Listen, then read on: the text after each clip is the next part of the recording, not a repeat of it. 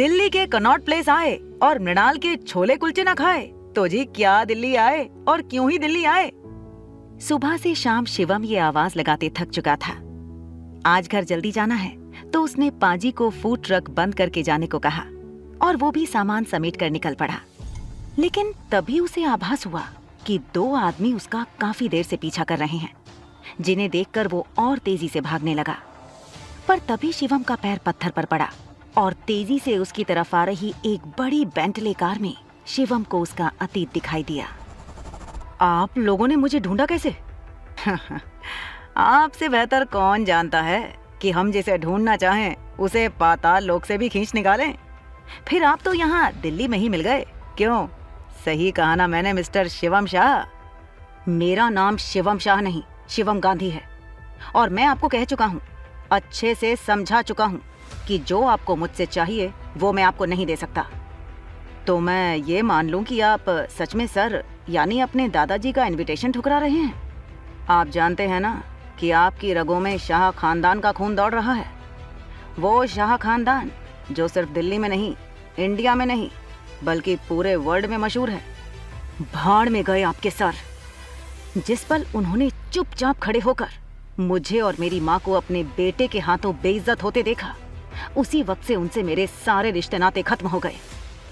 हाँ, जो हुआ वो गलत था, लेकिन उनके पास कोई चारा नहीं था। वो मजबूर थे। पिछले 2 साल से उनकी तबीयत बहुत खराब है और उन्होंने ही हमसे कहा था कि किसी भी कीमत पर आपको उनके पास ले आएं। कोई तो राज है, लेकिन उनका काम अब आपके बिना नहीं चलेगा, ये तो साफ है। उस आदमी की बातें सुनकर शिवम को 15 साल पहले हुई घटना याद आ रही थी, जिसने उसकी जिंदगी पूरी तरह बदल दी। उसकी माँ जमीन पर गिरी पड़ी है, उसके माथे से खून निकल रहा है और कोई उसे मार रहा है। पास में खड़े दादाजी कुछ भी नहीं बोल रहे। इस दर्द भरे मंजर को भूलकर शिवम ने कहा, देखिए, मैं आखिरी बार कह रहा हूं, वो दिन मैं कभी नहीं भूल सकता। उस दिन मेरी माँ के साथ जो सुलूक हुआ, उन्हें सर के बेटे ने धक्के मारकर बाहर निकाला था। और क्या गलती थी उनकी? हाँ, यही ना कि वो। इतना कहते हुए शिवम अचानक से रुक गया। उसके दिमाग में हजारों सवाल चल रहे हैं। इतने सालों बाद उसके दादाजी ने उसे वापस क्यों बुलाया? क्या थी उसकी माँ की गलती जिसकी मिली उन्हें इतनी बड़ी सजा?